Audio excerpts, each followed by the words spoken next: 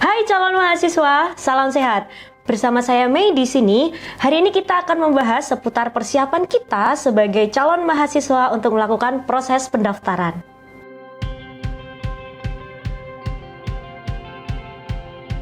Di sini ada calon mahasiswa bernama Tata. Si Tata akan mendaftar di kampus yang menggunakan sistem Siakat Cloud. Nah, bagaimana untuk prosesnya? Apa saja yang harus dipersiapkan oleh Tata? Mari kita simak untuk perjalanan Tata mendaftar di perguruan tinggi impiannya. Untuk yang pertama, Tata harus mengunjungi link pendaftaran sesuai kampus impiannya. Tentu saja, Tata pasti sudah memiliki jurusan yang diinginkan. Maka dari itu, dia harus memilih jalur pendaftaran yang membuka jurusan tersebut. Kemudian selanjutnya, Tata harus menginputkan biodata dirinya sebagai persyaratan awal pendaftaran. Setelah itu, karena Tata memilih jalur mandiri dan formulirnya berbayar, maka Tata harus melakukan proses pembayaran terlebih dahulu. Tujuannya adalah agar akun pendaftar Tata bisa aktif dan nantinya bisa login ke sistem. Setelah melakukan pembayaran, Tata dapat login ke sistem PMB. Di sini, Tata harus melengkapi datanya, baik biodata diri, foto profil, dan berkas syarat pendaftarannya. Setelah itu, Tata bisa melakukan validasi datanya atau kita sebut istilahnya dengan finalisasi. Kemudian setelah finalisasi, Tata harus mengikuti seleksi sesuai dengan jalur pendaftarannya sebagai syarat untuk dia bisa dinyatakan diterima di jurusan yang diinginkan. Kemudian berikutnya, jika Tata sudah dinyatakan diterima di prodi pilihannya, maka dia harus melakukan daftar ulang. Proses daftar ulang ini bisa dilakukan dengan membayar biaya dan mengupload berkas syarat daftar ulang. Nah, jika step tersebut sudah dilakukan, maka Tata harus memastikan bahwa dia sudah mendapatkan NIM atau NPM yang mana nantinya digunakan untuk akun login ke sistem sebagai mahasiswa baru. Nah, itu tadi yang harus dilakukan oleh Tata agar dia bisa berhasil dinyatakan diterima di kampus dan jurusan impiannya. Lalu, bagaimana proses yang ada di sistem? Mari kita ikuti tutorial berikut ini. Oke, untuk alur yang pertama, kita kunjungi link pendaftarannya. Langsung saja kita masuk ke link pendaftaran, kemudian kita pilih jalur pendaftarannya. Misalkan di sini saya memilih PMB Mandiri berbayar gelombang 1. Oke, kita lihat detailnya. Maka di sini bisa terlihat untuk program studi yang dibuka, kemudian jadwal seleksi pendaftaran yang nantinya akan diikuti. Setelah itu, nanti bisa langsung klik daftar. Oke, setelah kita tadi pilih jalur pendaftaran, kemudian kita klik daftar, selanjutnya adalah kita inputkan biodata singkatnya.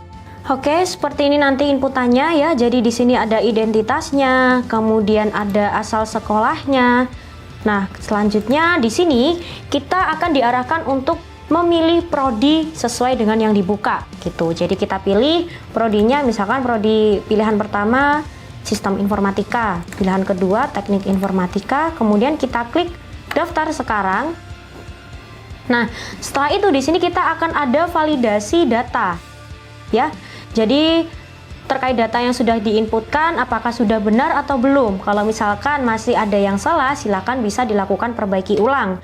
Jika nanti sudah benar, maka silakan klik validasi ya pada keterangan saya menyetujui bahwa data yang diinputkan telah benar. Kemudian dilakukan konfirmasi pendaftaran. Oke, setelah kita inputkan biodata tadi, step yang ketiga itu adalah kita melakukan pembayaran formulir. Oke, jadi di sini setelah kita validasi konfirmasi pendaftaran, maka dari sistem akan menampilkan biaya formulir yang harus kita bayar.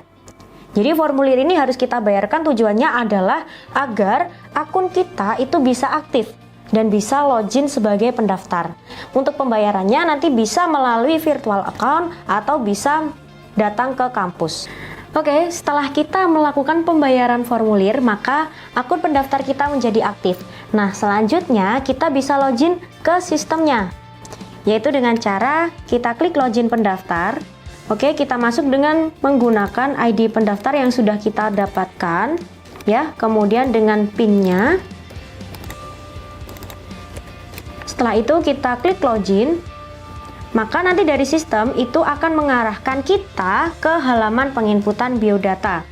Jadi di sini nanti kita diarahkan untuk melengkapi biodata kita ya, yang lebih lengkap lagi seperti identitas, kemudian nanti ada alamat lengkap, data orang tua, dan asal sekolahnya. Jadi nanti silahkan diinputkan sesuai dengan data diri masing-masing dan pastikan data yang diinputkan itu adalah data yang benar. Utamakan data yang berbintang merah di sini atau yang wajib isi. Namun akan lebih baik jika semua data itu diinputkan. Jangan lupa nanti juga diuploadkan untuk file fotonya. Jadi file foto ini nanti digunakan sebagai foto KTM teman-teman nantinya jika sudah dinyatakan diterima. Kemudian selanjutnya juga ada berkas administrasi yang harus dilengkapi ya. Jadi ini sebagai syarat pendaftarannya, nanti silakan bisa diuploadkan dokumennya dengan cara ubah berkas, kemudian dipilih filenya. Oke, jika sudah jangan lupa disimpan. Selanjutnya kita lakukan yang namanya finalisasi data pendaftar. Oke, jadi finalisasi data pendaftar ini sebagai pernyataan bahwa data yang sudah kita inputkan atau sudah kita uploadkan itu adalah sudah benar-benar valid datanya. Karena apa? Ketika nanti teman-teman melakukan finalisasi data pendaftar ini, itu data yang diinputkan sudah tidak bisa diubah lagi.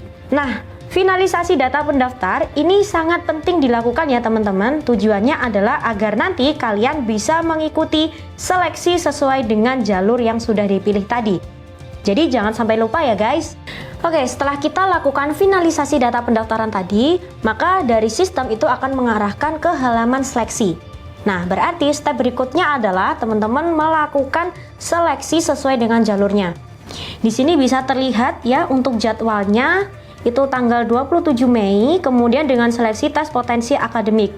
Nah, seleksi ini nanti silahkan teman-teman bisa mengikuti sesuai dengan prosedur yang dibuka oleh kampus.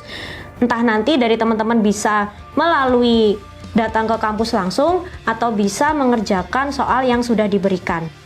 Oke, setelah nanti teman-teman mengikuti seleksi ya, jadi di sini itu akan ada pengumumannya, ada nilainya, kemudian statusnya lulus atau tidak, seperti itu. Nah, nanti jika sudah mendapatkan pengumuman seperti ini, maka teman-teman bisa lanjut ke step berikutnya.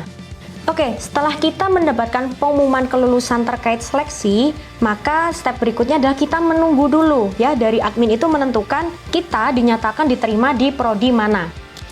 Nah, nanti untuk pengumumannya teman-teman bisa lihat ke halaman biodata pendaftaran. Ya, di sini nanti ada pengumuman bahwa atau informasi Anda dinyatakan telah diterima di prodi S1 Sistem Informasi.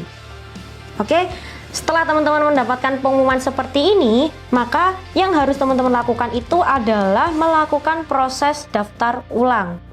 Oke, jadi daftar ulang di sini itu ada dua macam, yaitu bisa melalui berkas ya, dan juga melakukan pembayaran keuangannya apabila memang ada biaya daftar ulang. Nah, jika tidak ada biaya daftar ulang, maka kita perlu lakukan upload berkas daftar ulangnya juga. Di sini kita masuk ke daftar ulang, kemudian kita ubah berkas, kita pilih filenya sesuai dengan yang diminta, kemudian jika sudah kita simpan.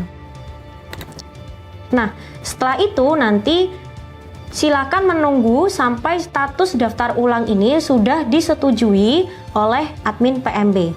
Nah, jika nanti teman-teman sudah mendapatkan informasi statusnya di sini sudah sesuai, ya, maka dari itu step berikutnya adalah teman-teman menunggu dari admin PMB itu untuk memberikan NIM atau NPM-nya. Oke, step paling terakhir adalah jadi di sini kita sudah mendapatkan NIM mahasiswanya. Oke, nah NIM ini nanti digunakan sebagai akun untuk mahasiswa login ke sistem akademiknya. Di sini kita sudah bisa login, langsung saja kita kunjungi ke sistem akademiknya, ya. Kita inputkan NIM di sini sebagai username. Oke, kemudian untuk passwordnya itu adalah menggunakan tanggal lahir dari teman-teman dengan formatnya tahun 4 digit, kemudian bulan 2 digit, dan tanggalnya 2 digit. Jadi misalkan di sini lahir 27 Mei tahun 2000, berarti nanti passwordnya itu adalah 2000 Oke, kemudian diikuti dengan bulannya 05 dan tanggalnya 27. Oke, kita inputkan seperti ini, kemudian kita masuk aplikasi. Nah, karena kita masih baru pertama kali login ya, nanti dari teman-teman akan diarahkan untuk mengubah passwordnya dulu. Jadi kita inputkan password lamanya dulu ya, kemudian nanti diinputkan dengan password yang terbaru. Nah, nanti jika teman-teman login berikutnya itu menggunakan kata sandi yang baru ini. Nah, setelah itu jika sudah berhasil, maka di sini akan tampil dashboardnya.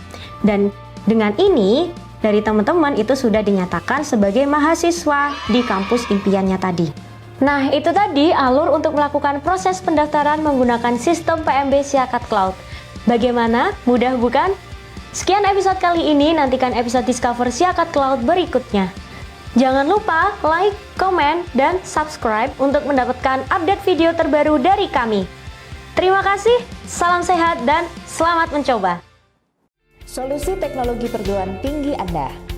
Sevima, Revolutionize Education.